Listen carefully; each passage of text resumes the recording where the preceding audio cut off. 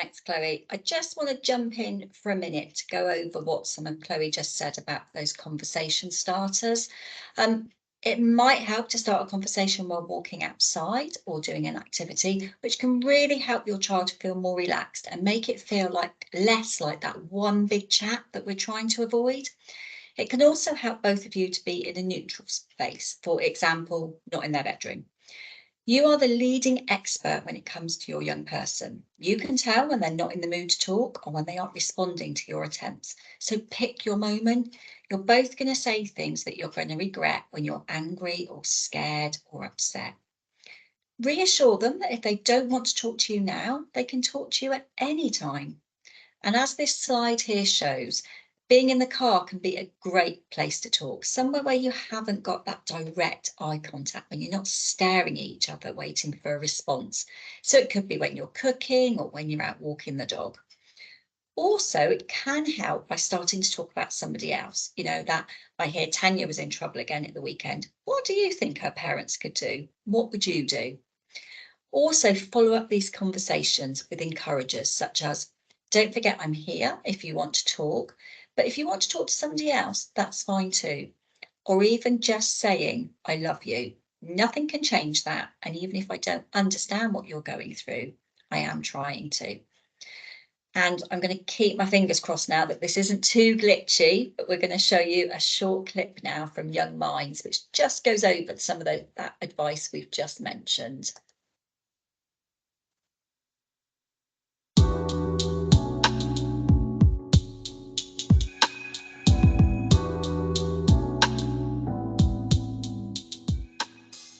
So it's really important when having difficult conversations with your child to use a warm tone of voice.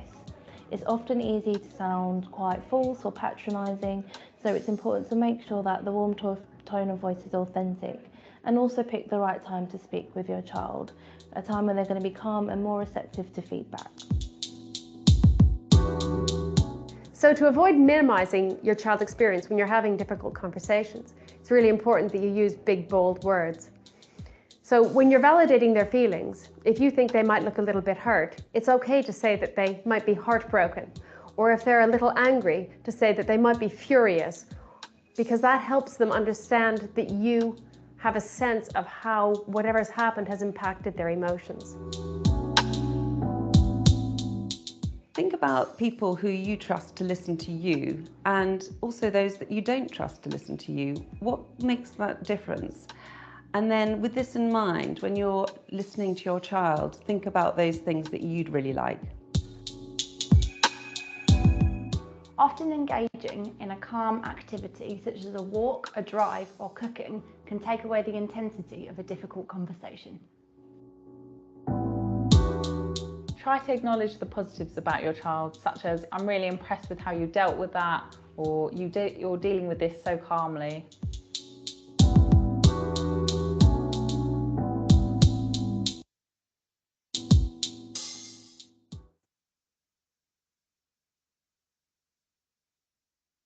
Okay, so what happens when all of this goes wrong? What happens when we make a plan? We have all of these open conversations with our teenagers, and yet there's still that one big, really tricky incident. I guess firstly, it is important to recognise that none of us are perfect. I'm sure we've all made mistakes, especially when we were teenagers. So first thing to remember is to try and never say anything along the lines of, I told you so, or I knew that this was going to happen. So then how do we actually recover from that big incident?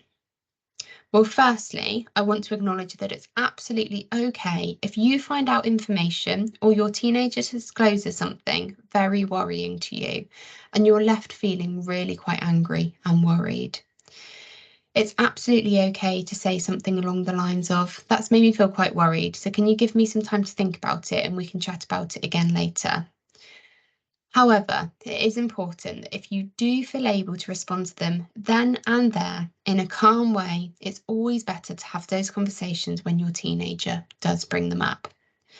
But whenever you have that chat, please make sure that you are in a relatively calm state of mind. It might be best to try and have that conversation with your teenager when they don't have to look directly at you. So think about doing things like cooking dinner or driving. So what happens when we're ready to have that conversation about the big incident with our teenager? So firstly, determine all of the facts about what has happened and try and do that in that non-judgmental way that I just spoke about.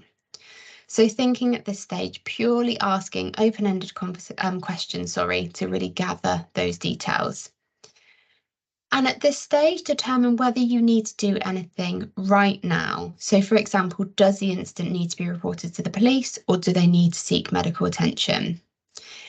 If this is the case, try and broach that subject in a very sensitive and gentle way, remembering that they're really quite likely to feel quite scared and potentially quite out of control themselves as well.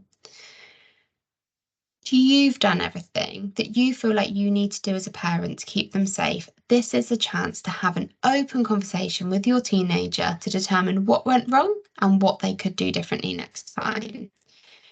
It is important to try and get your teenager to say this rather than telling them yourself kind of what they did wrong or what they could do differently next time. This will then result in them feeling more comfortable to come to you again in the future should they need to. But it also helps them to elicit that change themselves, as they won't be feeling like they're being told what to do by their parent. And if your child has been in an unsafe, scary and risky situation, really try and think about how they're likely to be feeling now. Try to bear in mind that you're at home and that you're trying to make that home as warm and loving as possible, bringing your child back into the sunshine and not dwelling on what has happened in the past. We all know how we feel when our mistakes are brought up again and again and again. It's just annoying and does not do anything positive for us in the future. So this is the same for our children, and it's really important to move on as soon as it's safe to and as soon as it's appropriate to do so.